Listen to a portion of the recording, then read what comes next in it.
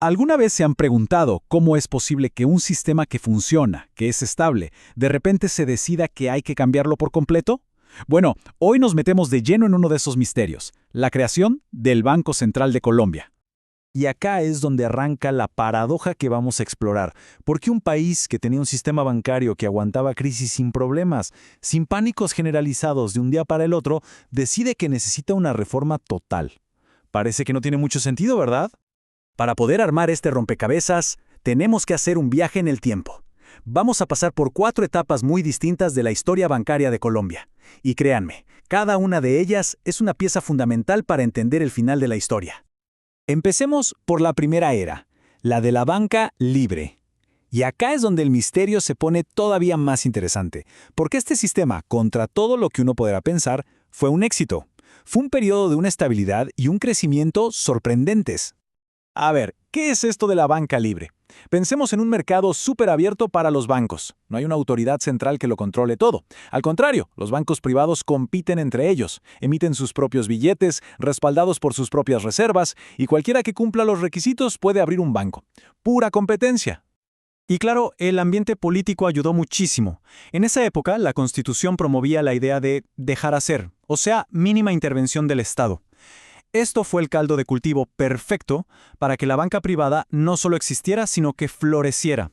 De hecho, se crearon más bancos en esta época que en las que vinieron después.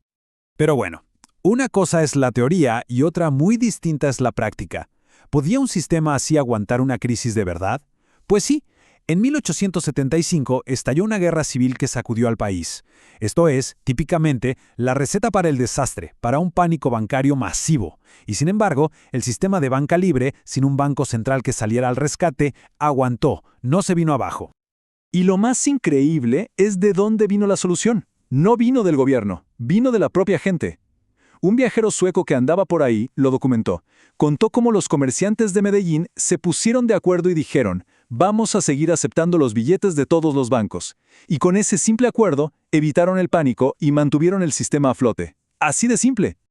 Entonces, si el sistema funcionaba tan bien, si hasta superó una guerra, ¿por qué se terminó? Bueno, acá la historia da un giro de 180 grados. Pasamos de la libertad económica al control total del gobierno. Y quiero que esto quede clarísimo.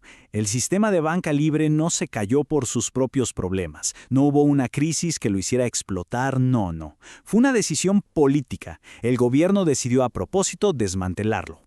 ¿Cómo lo hicieron? Fue paso a paso. Primero, el gobierno creó su propio banco. Después, otra guerra civil dejó al Estado sin un peso. ¿Y qué hicieron para pagar las cuentas? Usaron su banco para imprimir dinero sin respaldo, lo que, obviamente, generó inflación. La solución del gobierno fue suspender la convertibilidad y, lo más importante, prohibirle a los bancos privados que emitieran su propia moneda.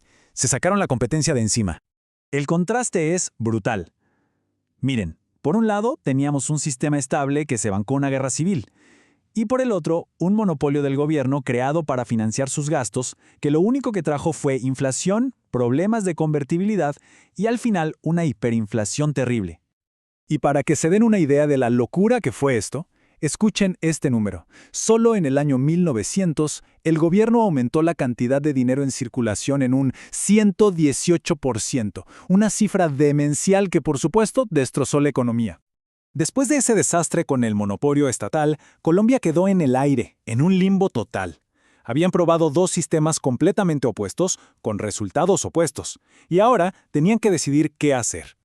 La reacción a la hiperinflación fue tan pero tan fuerte que hicieron algo extremo. En 1909 cambiaron la Constitución para prohibir la emisión de cualquier tipo de papel moneda. Esto calmó el miedo a la inflación, pero dejó al país con otro problema, una moneda que no se podía adaptar a las necesidades de la economía. Y esto generó un debate enorme en el Congreso. ¿Qué camino seguir? La opción que parecía más lógica era volver al sistema de banca libre, el que había funcionado. De hecho, se presentaron 14 proyectos de ley para volver a ese sistema. La otra opción era mirar para afuera, copiar lo que estaban haciendo otros países y crear un banco central. Y acá es donde, por fin, llegamos al corazón del misterio. Porque la decisión que tomó Colombia no se basó en su propia historia de éxito económico, para nada. Se basó en cómo los veían desde afuera. Es que la pregunta se cae de madura, ¿no? Con toda la evidencia sobre la mesa, con un sistema que había demostrado ser sólido y otro que había sido un desastre, ¿por qué dudar? ¿Por qué no simplemente volver a lo que funcionaba? Bueno, la primera pista, curiosamente, no estaba en Colombia, estaba en el exterior. En 1914, Estados Unidos creó su Banco Central, la Reserva Federal, y como EEU era la potencia emergente, su modelo se puso de moda. Tener un banco central se convirtió en sinónimo de ser un país moderno y confiable. Pero más allá de las modas, la razón de fondo, la posta, era mucho más simple y directa: plata. Colombia necesitaba con urgencia dinero. En concreto, préstamos e inversiones que venían de Estados Unidos. Miren estos números porque son brutales. En 1913, de más de 1.200 millones de dólares que Estados Unidos invirtió en América Latina, a Colombia llegaron apenas 2 millones. Nada. Estaban completamente fuera del mapa de los inversores. Entonces, cuando los políticos colombianos fueron a pedir préstamos, el mensaje fue muy claro. Miren, si quieren nuestro dinero, su sistema financiero tiene que parecerse al nuestro. Y hasta les recomendaron a quién contratar para hacer el trabajo: un experto estadounidense, un doctor del dinero, llamado Edwin Kemmerer. Y esta cita del historiador Paul Drake lo resume todo. No hay que darle más vueltas. El objetivo de traer a este experto y de crear un banco central no era resolver un problema económico colombiano. El objetivo era puramente de marketing, que el sistema financiero de Colombia se viera seguro y familiar para los inversores de Wall Street. Así que, para cerrar la idea, el Banco de la República de Colombia no nació porque el sistema anterior estuviera roto y necesitara un arreglo. Para nada. Su creación fue una jugada política, una concesión estratégica para poder acceder al crédito que tanto necesitaban. Y esto nos deja con una pregunta que va mucho más allá de Colombia y de esa época. ¿Cuántas de las instituciones que hoy vemos como pilares de nuestra economía son de verdad una necesidad? ¿Y cuántas son, como en este caso, una invención política, creadas para atraer capital o para seguir una moda? La historia de Colombia nos demuestra que a veces la respuesta nos puede sorprender.